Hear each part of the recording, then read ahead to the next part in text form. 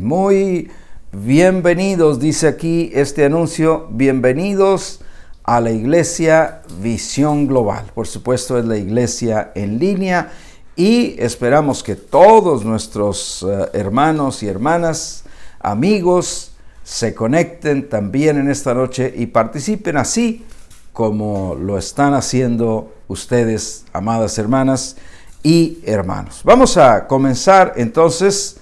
No estamos a punto de empezar, pero estamos ya comenzando. Mi asistente ya me dijo que va a venir dentro de unos momentos. Así que yo voy a empezar. Aquí está la introducción.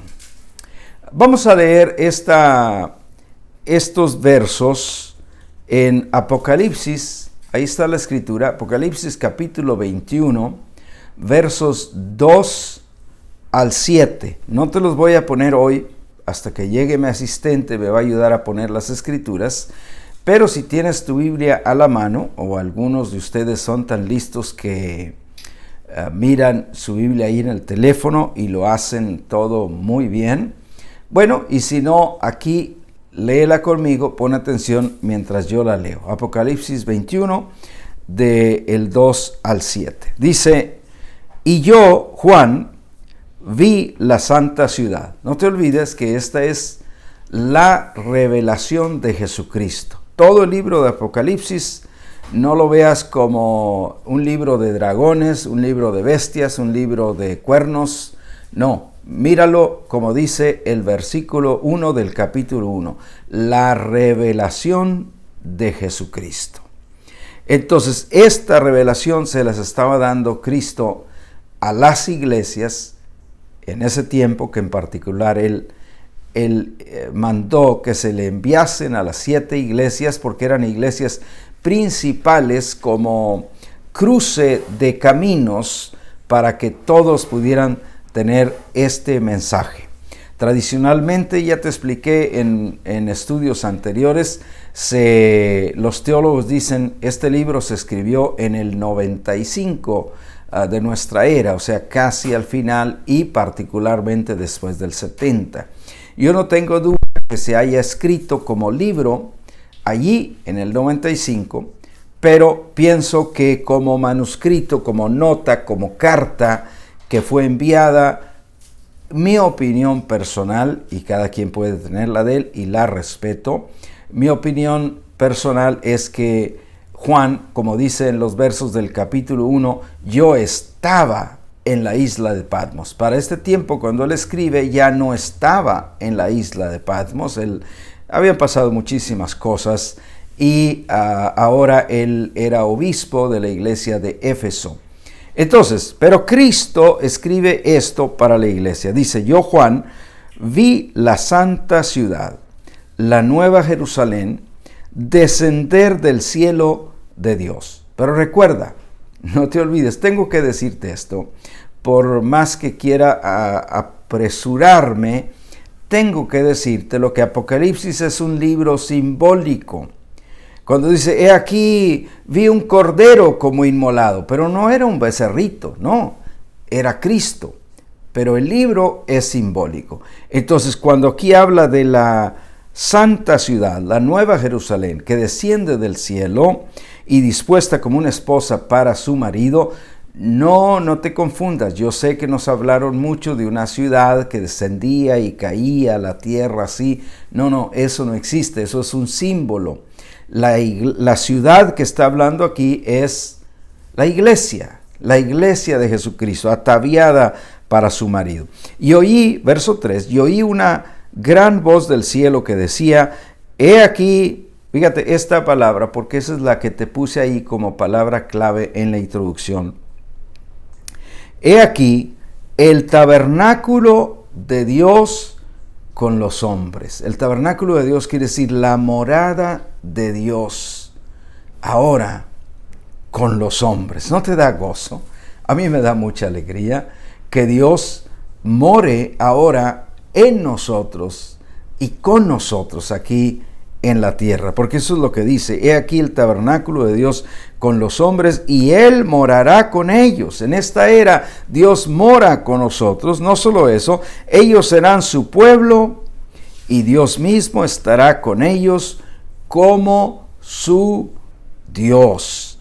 Enjugará Dios toda lágrima de los ojos de ellos y ya no habrá muerte. Ya no habrá muerte. Permíteme un segundo porque hay una batería en la computadora que se está bajando, pero mando un mensaje, decimos en Allende, en Coahuila, de bolín ping-pong, y ya un momentito, porque como buen hombre no puedo hacer dos cosas. O hablo o escribo. Así es que estoy como los narradores del béisbol en inglés. Si no pasa nada, no cuentan nada. Ahí está. Ya. Arreglado el asunto. Así son cuando estamos en vivo. Se nos presentan estas situaciones. Pero gracias a Dios que las podemos arreglar. Sofía Zurita García dice: buenas noches, pastores. También para ti, buenas noches, Sofía. Para Luis, mi estimado Luis, espero que estés bien por ahí también escuchando. Bueno, entonces, ¿dónde íbamos? En el verso 4. Enjugará Dios toda lágrima de los ojos de ellos. ¿Cuándo va a ser esto? Esto es ahora. Diga, ahora. Ahora en Cristo, ahora cuando Dios mora con nosotros. Yo sé que sufrimos ataques, yo sé que sufrimos problemas, yo sé que hay enfermedades, pero Dios nos hace más que vencedores, dice, en todas las cosas. Entonces debemos de regocijarnos. Ya no habrá muerte, porque en realidad no hay muerte. El cuerpo se muere, pero bueno, ahí está, se me acabó la batería, pero no te preocupes, no pasa nada. Ahorita traen el cargador y ya lo podemos arreglar. Entonces, Alec, nuestro hermano Willy, dice: saludos, ya llegué a la clase, querido profesor. Saludos a la comunidad de estudiantes cibernéticos en línea. ¿Qué tal? Esas palabras domingueras salieron muy bien, Willy. Bienvenido, te doy la bienvenida en el amor del Señor. Muy bien, estamos leyendo Apocalipsis 21 y el versos 2 al 7, sí, y yo voy en el verso 4, donde Dios enjugará toda la lágrima de los ojos de ellos. Ya no habrá muerte, ni habrá más llanto, ni clamor, ni dolor, porque las primeras cosas pasaron. Verso 5, y el que estaba sentado en el trono dijo: he aquí, yo hago nuevas todas las cosas. Y me dijo: escribe, porque estas palabras son, mira lo que dice, son fieles y verdaderas. Estas palabras son fieles y verdaderas. Quiere decir, lo que yo te digo, eso es así. Lo que yo, te estoy diciendo, eso está sucediendo exactamente así como te lo digo. Un poquito de agua. Verso 5. Y el que estaba sentado en el trono dijo: he aquí, yo hago nuevas todas las cosas. Y me dijo: escribe, porque estas palabras son fieles y verdaderas. Verso 6. Y me dijo: hecho está, yo soy el alfa y la omega, el principio y el fin. Al que tuviere sed, le daré gratuitamente de la fuente del agua de la vida. Y el 7. Y el que venciere, heredará todas las cosas, y yo seré su Dios, y él será mi hijo. ¿Cuántos somos hijos? Yo espero que todos digan: yo soy hijo, soy hija, porque Eso es exactamente lo que somos tú y yo. Ese es el título o la posición más grande que tú y yo tenemos. Olvídate de apóstol, profeta, evangelista, pastor, maestro. Lo que somos es hijos de Dios, hijos e hijas de Dios. Bueno, esa es la introducción, porque hoy te quise hablar de eso, el tabernáculo de Dios con los hombres, porque la lección que tenemos el día de hoy la titulé La iglesia a través de los siglos. Voy a tratar de en 49 minutos tratar de describirte 20 siglos de iglesia. Casi imposible, ¿no? Pero con todo mi corazón espero poder hacer lo mejor que esté de mi parte para que tú seas edificado y edificada y puedas en esta noche reformatear muchas cosas que aprendimos y que a veces hasta por cantos, más que todo, aprendíamos cosas. Pero bueno, ya volvió mi computadora. Déjame encenderla, déjame buscar la parte correcta. Y aquí está. Mira, no toma, como dijo alguien, no pasa nada, no pasa nada. Aquí está.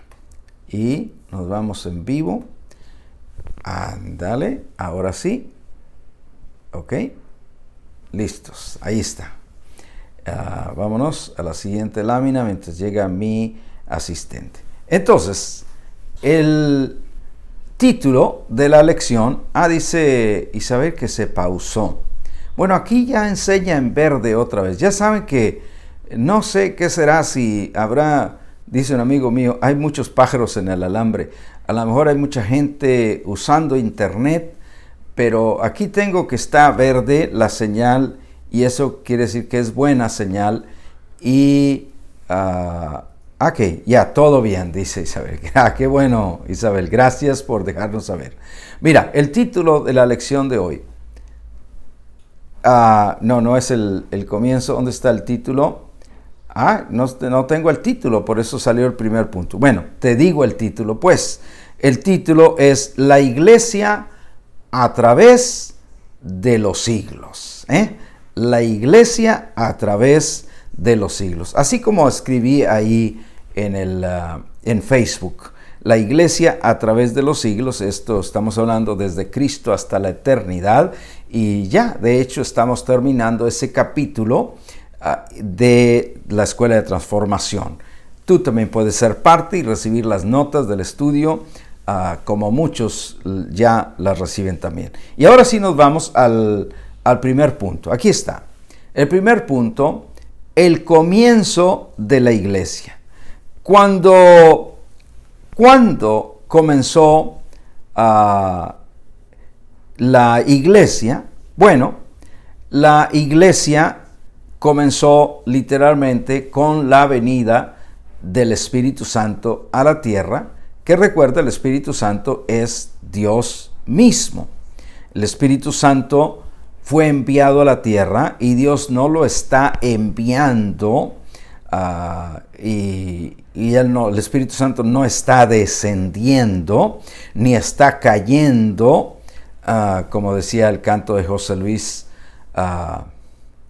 Reyes, que él mismo corrigió y dice: aquí ya no está cayendo nada porque ya cayó, ya vino, ya bajó su Espíritu Santo y está con nosotros. Gloria a Dios. Yo espero que tú estés adorando a Dios mientras aprendemos estas verdades importantes. Entonces la iglesia, vamos a leer ahí Hechos capítulo 2. Otra vez no tengo las citas porque estoy esperando a mi asistente, pero Hechos capítulo 2, nos vamos a la antigüita, y versos 1 al 4. Hechos 2, 1 a 4, dice, cuando llegó el día de Pentecostés, que Pentecostés aquí significa 50, nada más, 50 días después de la Pascua. Estaban todos unánimes juntos y de repente vino del cielo un estruendo como de un viento recio que soplaba, el cual llenó toda la casa donde estaban sentados, y se les aparecieron lenguas repartidas como de fuego, asentándose sobre cada uno de ellos, y fueron todos llenos del Espíritu Santo y comenzaron a hablar en otras lenguas, que aquí lenguas son idiomas, para no confundirnos. Dice, según el Espíritu les daba que hablasen. Y desde ahí Pedro anunció la buena nueva, y todos anunciaron la buena nueva, diciendo que esto es lo que Dios había hablado a través del profeta, y en los últimos tiempos derramaré mi espíritu, y escucha, sobre toda carne. Entonces Dios envió su espíritu sobre toda carne. ¿Por qué? Porque es el Espíritu Santo el único que puede darnos convicción. Nosotros debemos de recordar que nosotros no podemos cambiar a las personas. Es solamente el Espíritu Santo el que lo hace. Entonces, cuando empezó la iglesia, empezó cuando Dios envió su Espíritu Santo aquí a la tierra, que es Dios mismo. Allí empezó la iglesia. Hay algo notable que yo puse en las notas para aquellos que las tienen, y quiero recordarles, si llevaste notas, habrá algunos ajustes que necesitas hacerle en algunos puntos, porque conforme sigo trabajando en ello, me resisto a ser como Pilatos, que dice, lo que es escrito. No, si Dios me muestra algo más, yo lo cambio y lo pongo como algo importante para compartirlo también con ustedes. Una nota importante aquí es que cuando se entregó la ley, ¿cuántos se acuerdan de eso? Allá en el monte Sinaí, todos cantamos el corito, allá en el monte Horeb, bueno, eso fue de hecho antes, pero en el monte Sinaí, me falló el corito, en el monte Sinaí, cuando subió Moisés 40 días y 40 noches a recibir la ley para luego entregársela al pueblo, no sé si recuerdas, para cuando Moisés bajó, el pueblo ya se había desesperado y le dijeron a Aarón, haznos dioses que vayan delante de nosotros, porque a este Moisés no sabemos qué le habrá acontecido. Imagínate, Moisés allá en la gloria de Dios y el pueblo queriendo otros dioses, y Aarón se los hizo, les hizo un becerro de oro de todos los aretes y zarcillos y todo lo que pusieron ahí. Y ese día, cuando se entregó la ley, mira este hecho, 3,000 personas murieron. No voy a leer la escritura, pero es Éxodo 32, 28. Anota, ves, aquí la tengo, mira, Éxodo 32, 28.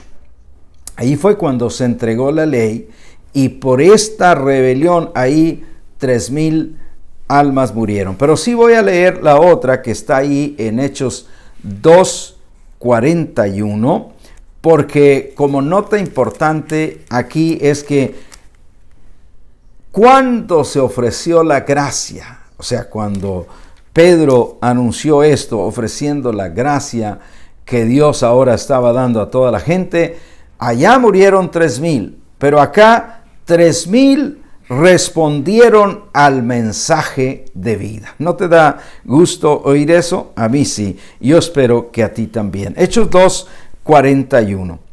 Así que los que recibieron la palabra fueron bautizados, y se añadieron aquel día como 3,000 personas. Gloria a Dios. La ley, haber sido entregada, causó muerte, pero la gracia, habiendo sido entregada, causó vida, y eso debe de alegrar nuestro corazón. Vamos al segundo punto, porque donde tengo más es rumbo al final. Así es que avanzamos. El segundo punto, ya vimos el primero, el comienzo de la iglesia. Comenzó simple y sencillamente con la venida del Espíritu Santo a la tierra. El segundo punto, la iglesia empezó en Jerusalén, ojo, pero no era judía. Para los romanos y para muchísima gente, los creyentes eran simplemente otra secta judía, pero no es así.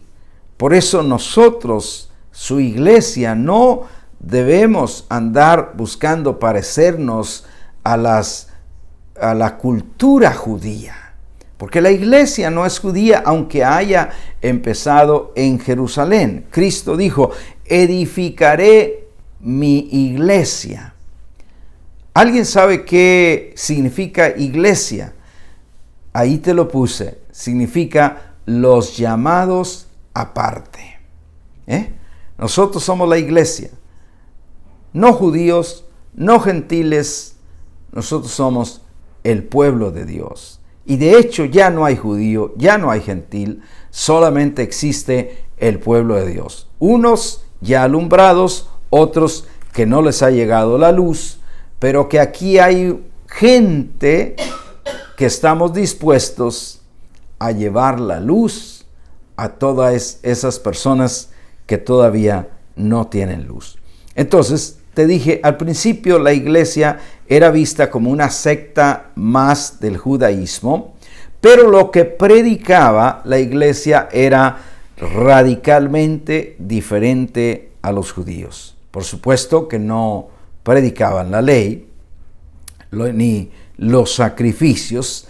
Su mensaje era que Jesucristo era el Mesías prometido, que el que había venido era Dios mismo en carne y que ahora Cristo, habiendo sido glorificado al resucitar de entre los muertos, ahora Él es el Rey en su reino. Ese era el mensaje. También anunciaban que Cristo instituyó un nuevo pacto. Y por supuesto en ese nuevo pacto incluía un nuevo sacerdocio y todo lo anterior quedó cumplido, no quitado, pero quedó cumplido, caducado y ya no estaba en vigencia. Estoy hablando del antiguo pacto y estoy hablando de la ley de Moisés que fue dada, que Pablo dijo la ley es buena. No decimos que la ley sea mala, pero simplemente la ley tenía un tiempo y hasta ahí la ley llegó.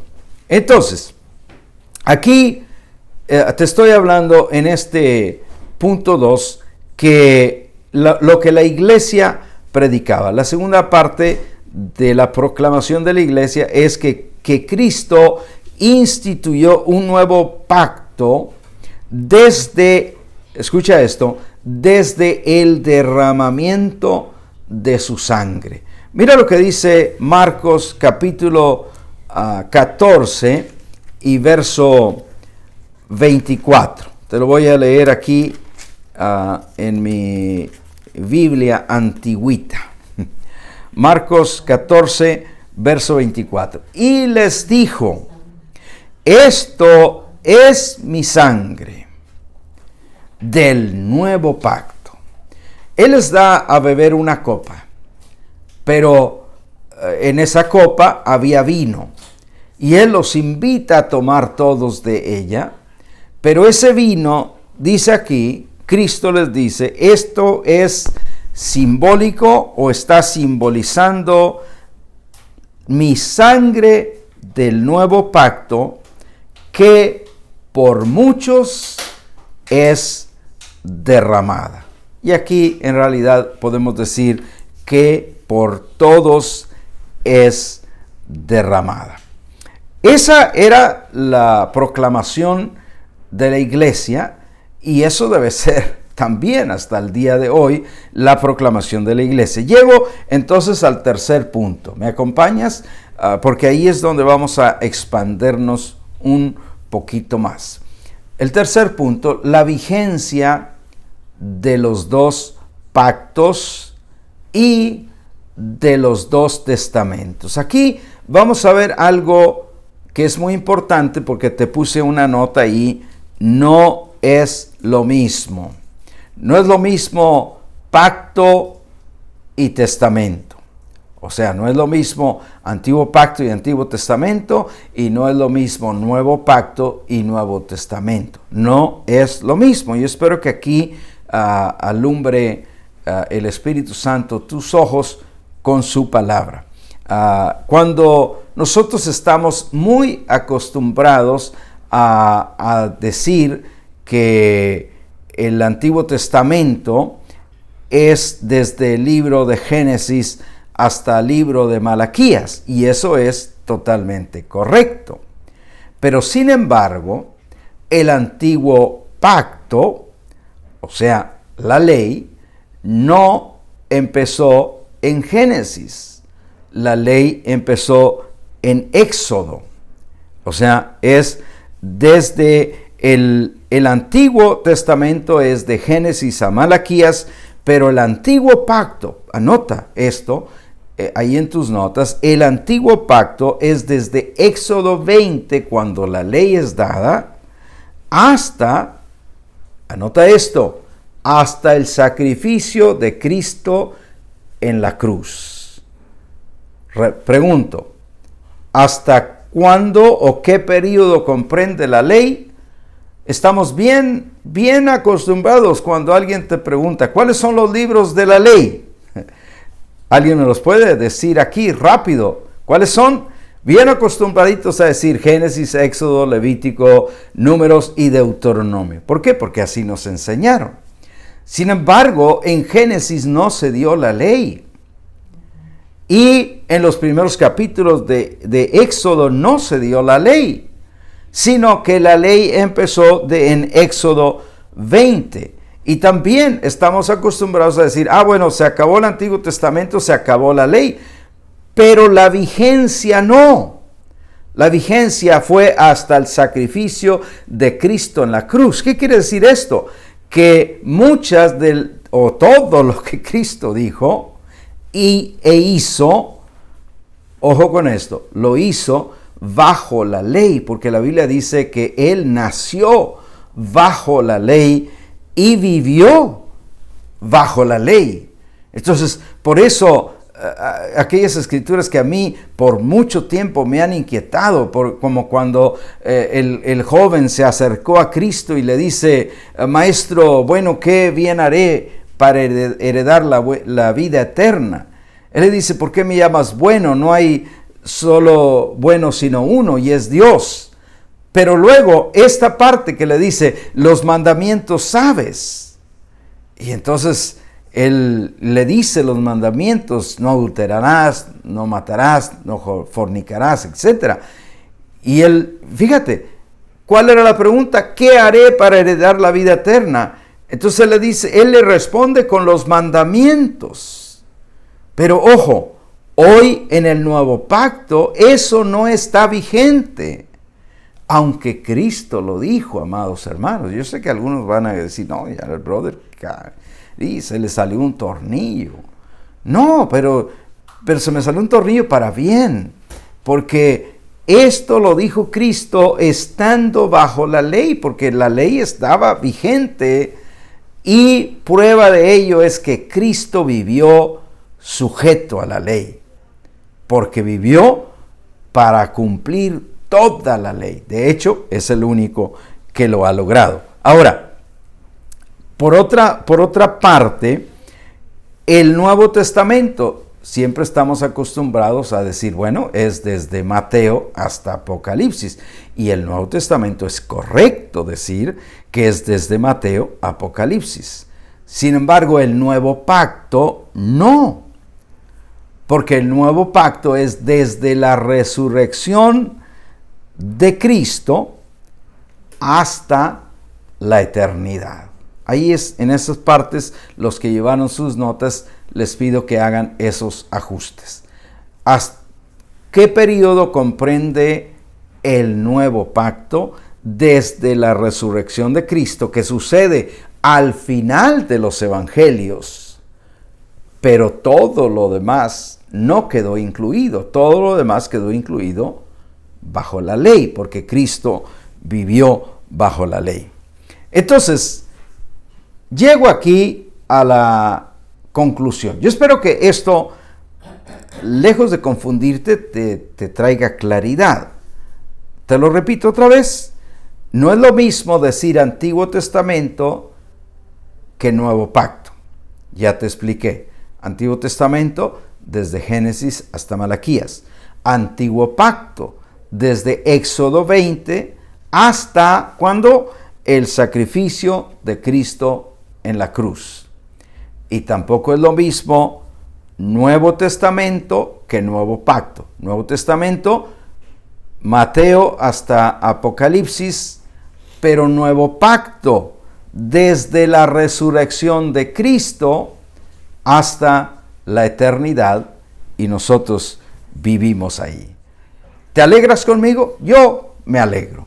Espero que tú te estés alegrando también. Llego a la conclusión, y en esta partecita es donde vamos a ver más bien la iglesia a través de los siglos. La iglesia, amada familia, quiero contarte esto. Hay mucha gente que lee lo que está escrito en los pasajes de los evangelios y no entiende que todo, ojo, aún lo que Cristo hizo y dijo, lo dijo y lo hizo estando bajo la ley y no bajo la gracia, aunque Él era la gracia en persona. Pero si no tienes eso en cuenta, cuando lees la Biblia, particularmente cuando lees los evangelios, te vas a confundir porque dices, oye, aquí está la iglesia, yo no puedo cumplir todos estos mandamientos que se están pidiendo que se cumplan ahí. Entonces, con eso en mente, vamos a avanzar en lo que tenemos aquí, dentro de la historia de la iglesia a través de los siglos.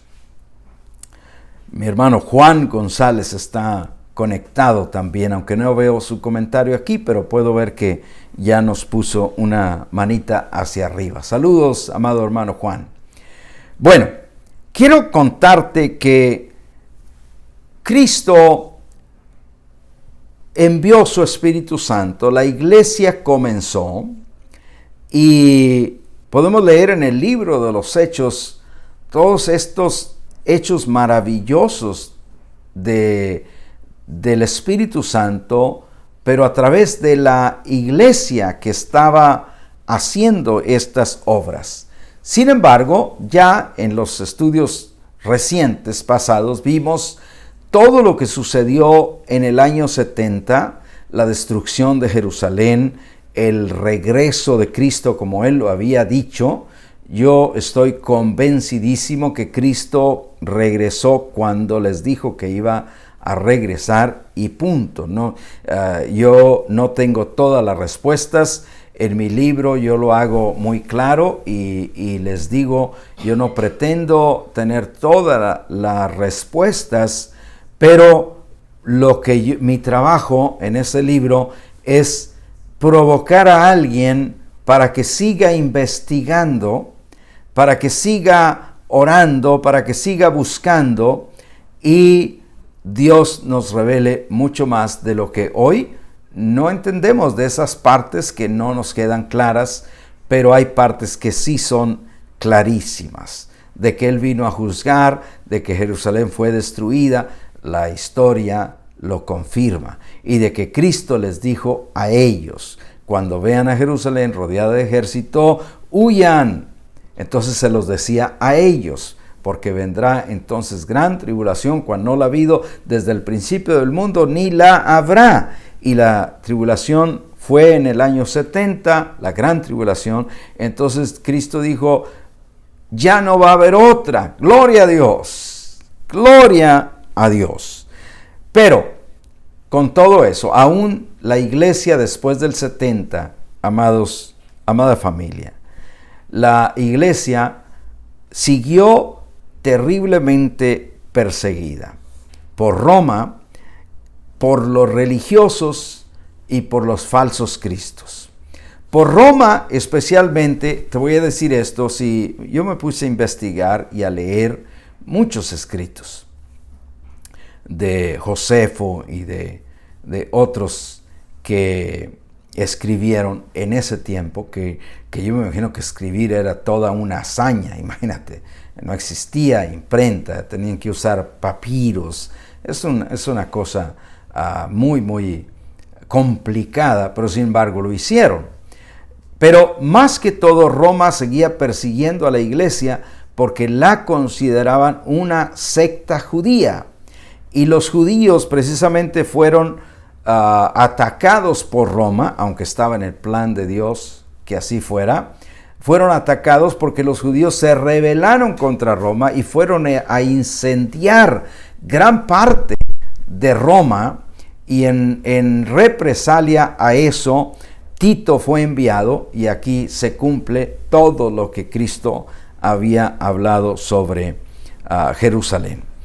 Pero algo importante a notar dentro del avance de la historia en los siglos es que mientras más crecía el número de los creyentes, fíjate esto, más el liderazgo se hacía más jerárquico.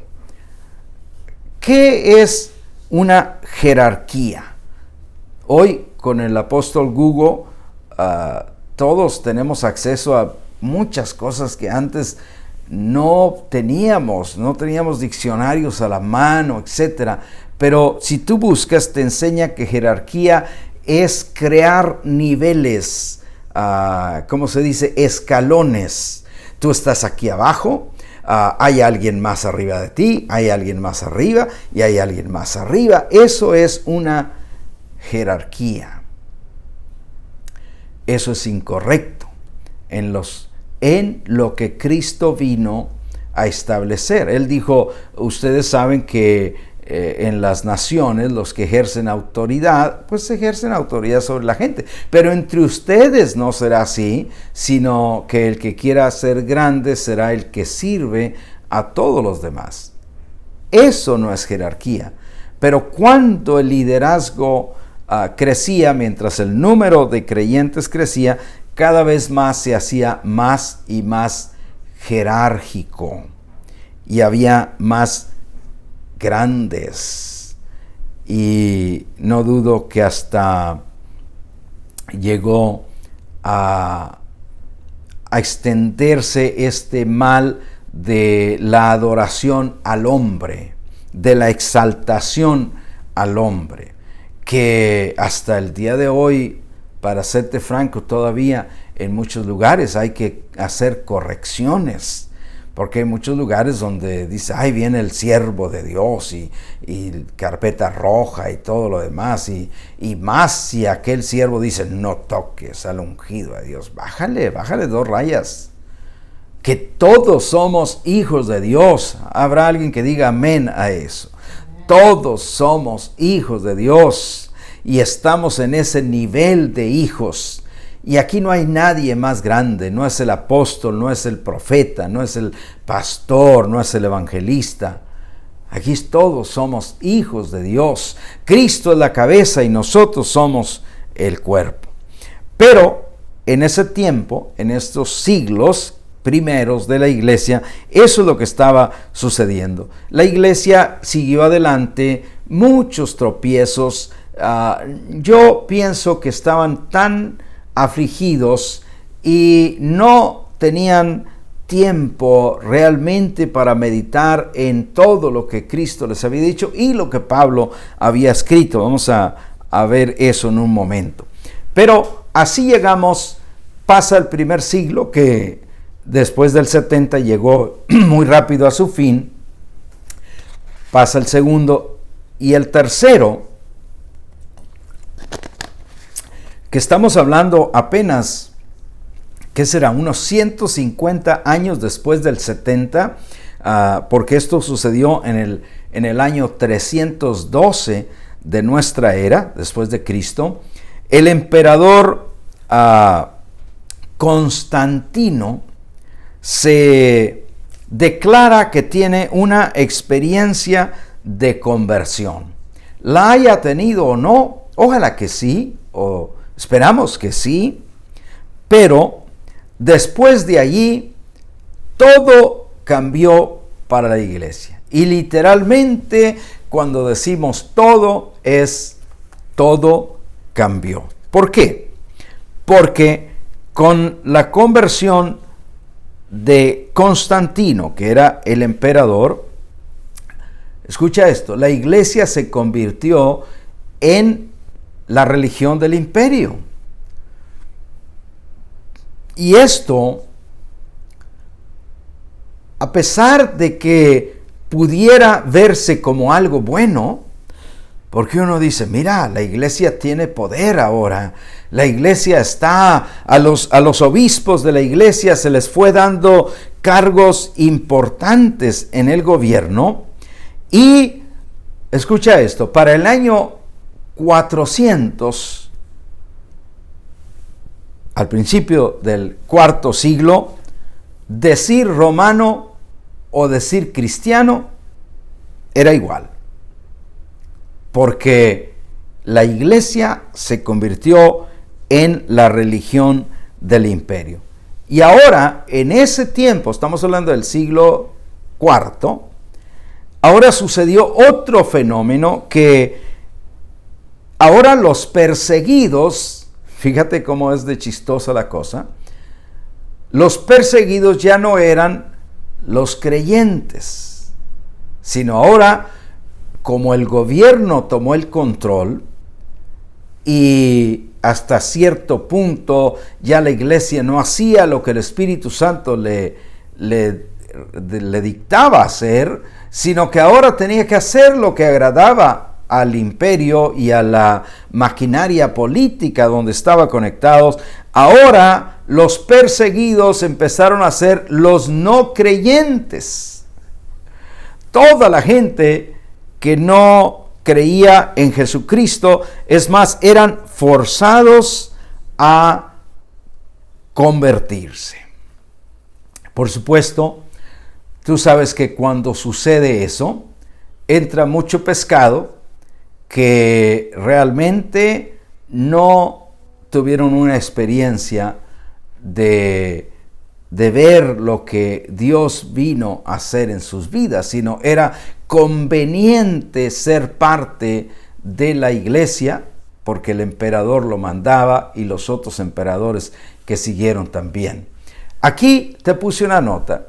Para ese tiempo, el cuarto siglo, muchos verdaderos creyentes se fueron apartando de lo que muchos torcían. Y aquí vamos a leer una escritura que tengo la cita ahí, es segunda de Pedro, y la voy a abrir también. Y si tú la tienes, te agradezco que lo hagas. Segunda de Pedro, capítulo 3, versos 15. Segunda de Pedro 3, 15 hasta el 18. Dice, y tengan entendido, esto es lo que Pedro les habla a ellos en ese tiempo, y tengan entendido que la paciencia de nuestro Señor es para salvación, como también nuestro amado hermano Pablo, según la sabiduría que le ha sido dada, les ha escrito. Casi en todas sus epístolas, nota esto, hablando en ellas de estas cosas, pero ojo a esta parte, entre las cuales hay algunas difíciles de entender, las cuales los indoctos e inconstantes tuercen, como también las otras escrituras para su propia perdición. ¿Qué quiere decir esto? Cuando llegamos a la carta de Éfeso, la carta de los Colosenses, a los Gálatas, etc., Pedro mismo dice, hay muchos que ignorando lo que realmente Pablo quiso decir, tuercen las escrituras. Y la iglesia, ya para este tiempo, la iglesia oficial se iba torciendo demasiado. Por eso la historia, si tú buscas, dice que la historia recalca que muchos creyentes verdaderos para este tiempo se fueron apartando de lo torcido que andaba. Así avanzó por muchos siglos la iglesia. Por una parte, la iglesia oficial, aún metida,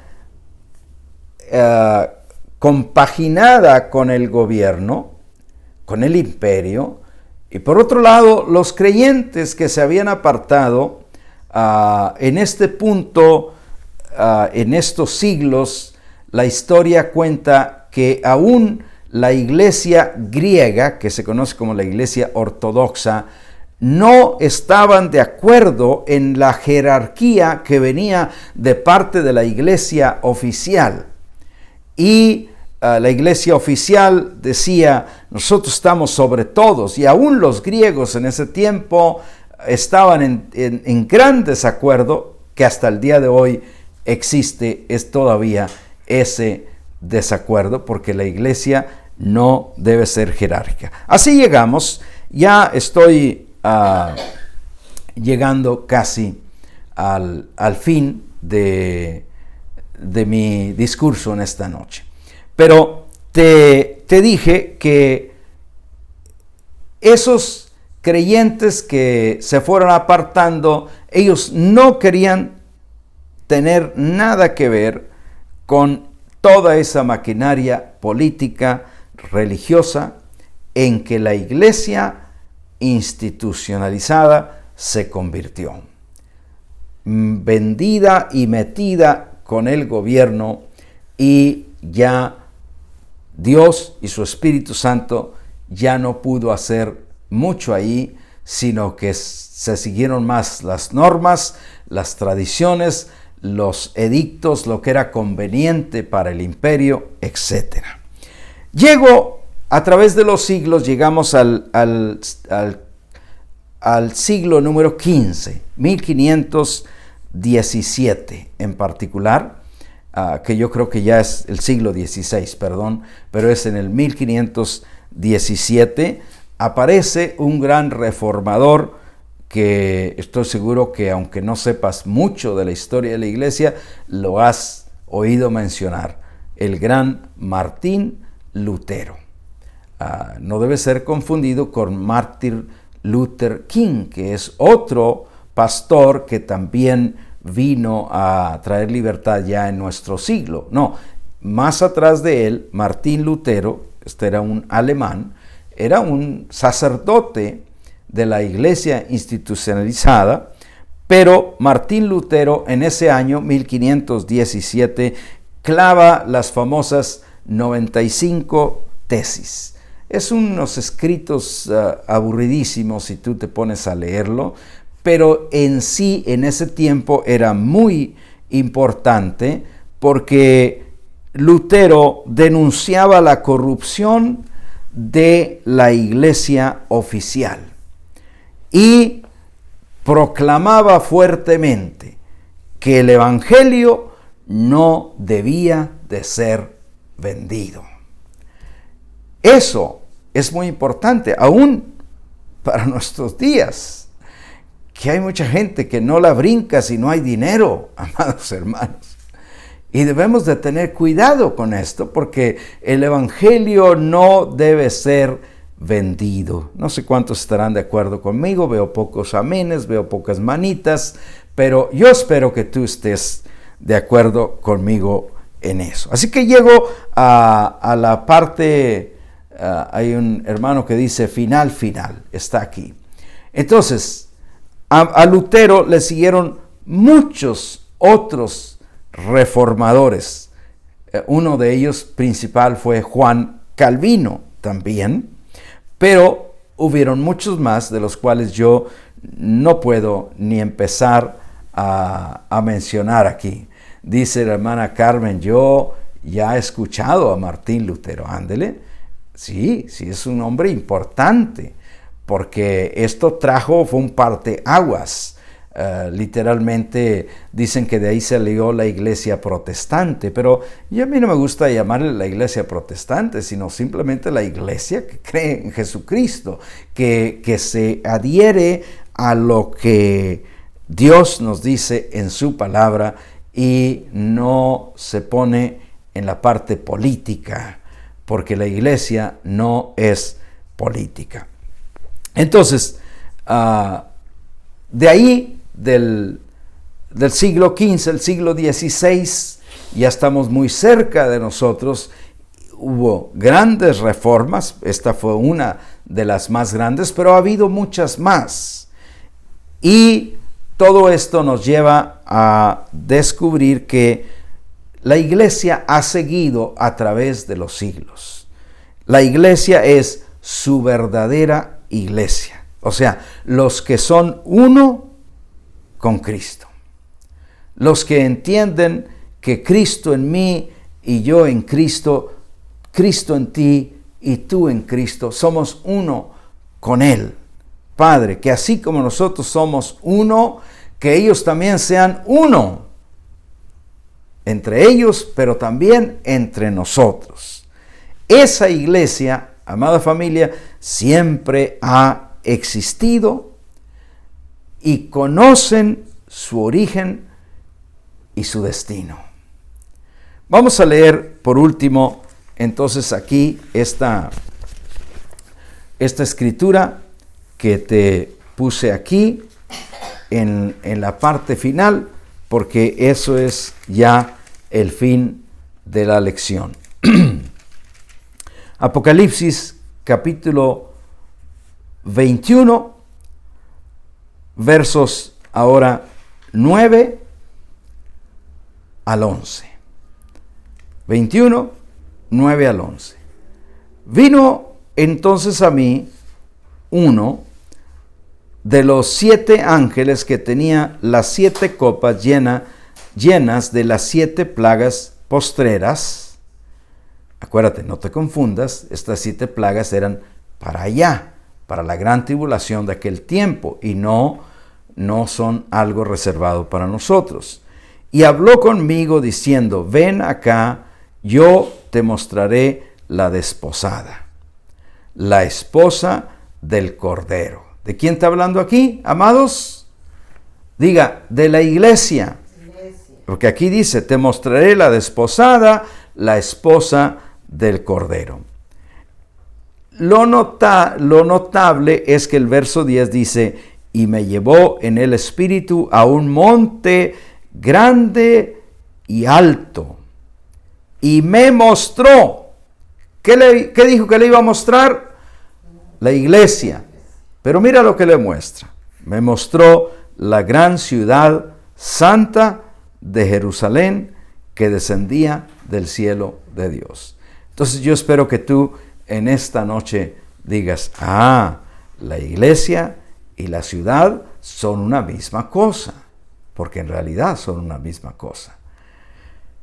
Verso 11, teniendo la gloria de Dios y su fulgor era semejante al de una piedra preciosísima, como piedra de jaspe, diáfana como el cristal. O sea, cristalina, brillante, pura como el cristal.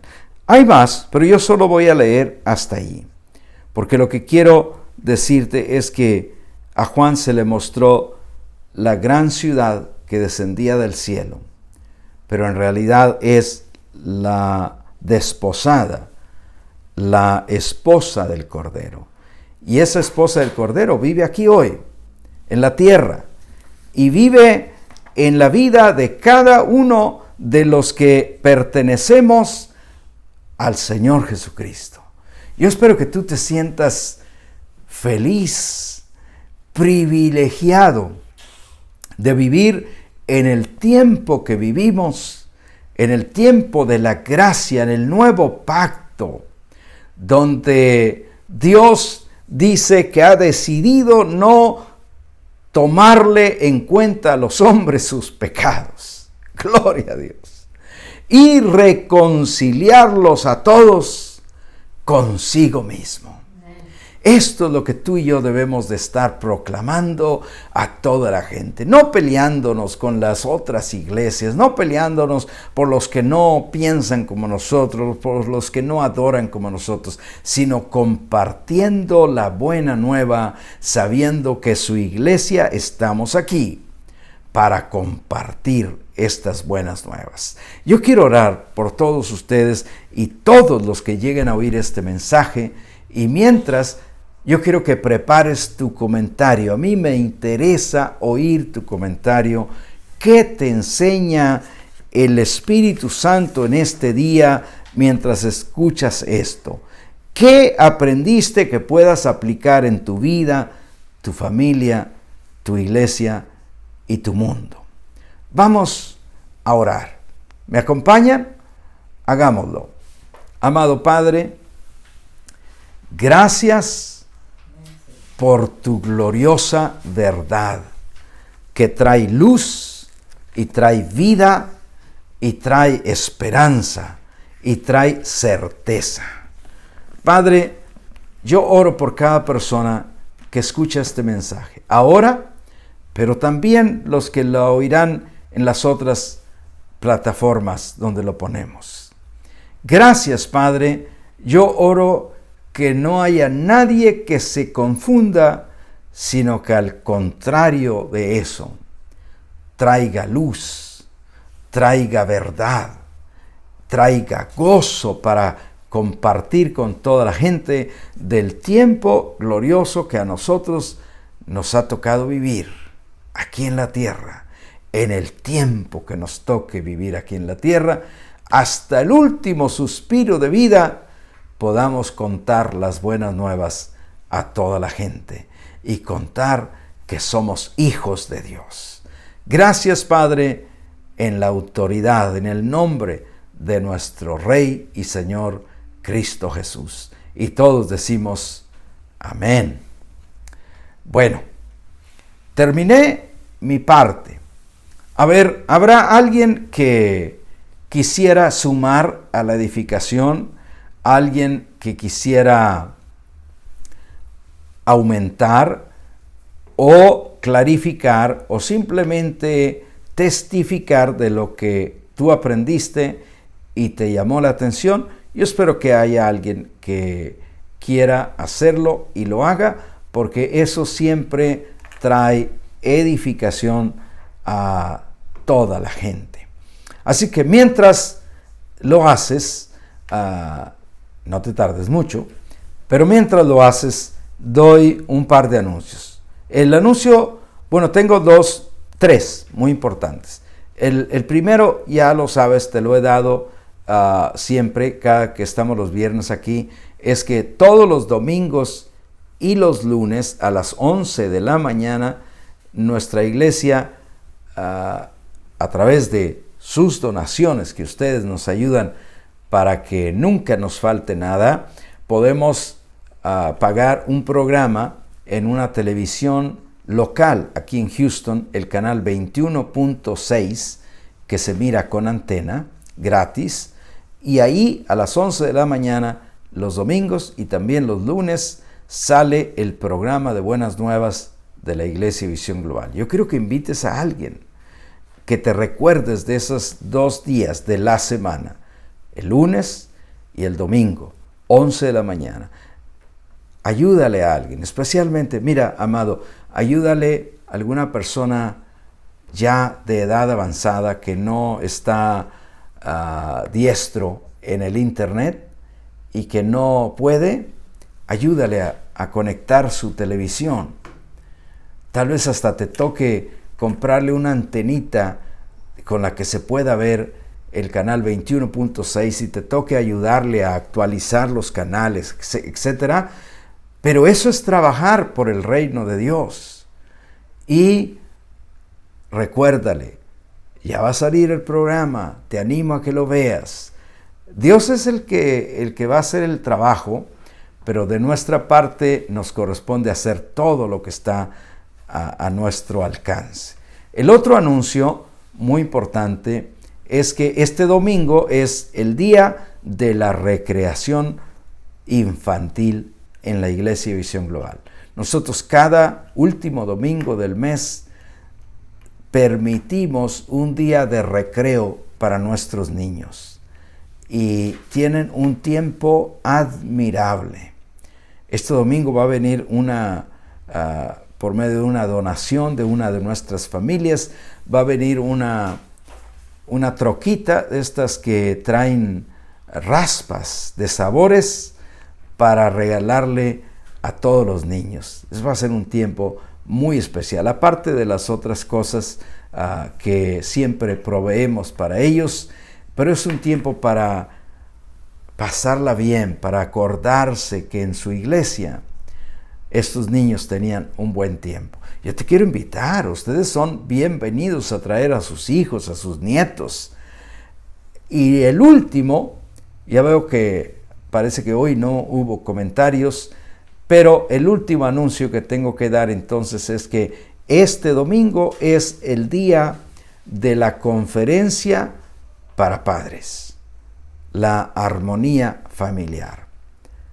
Este domingo no quiero que llegues tarde, ¿sabes por qué? Porque no vamos a tener la alabanza y adoración que todos los domingos tenemos. Vamos a adorar a Dios aprendiendo a ser mejores padres.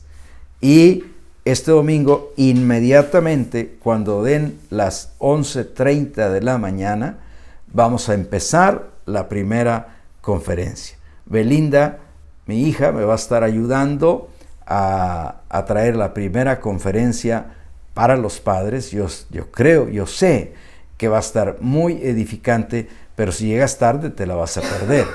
Enseguida de ella yo voy a traer la siguiente conferencia y yo creo también que te puede ayudar. Así es que lo único que te repito en esto, primero, no llegues tarde y segundo, no te quedes, porque tú tienes que estar ahí e incluso debes de tratar de invitar a algunos padres que tú sabes que tienen problemas con sus hijos y que no hayan cómo hacer para lidiar con las presiones diarias del gran trabajo de ser padres.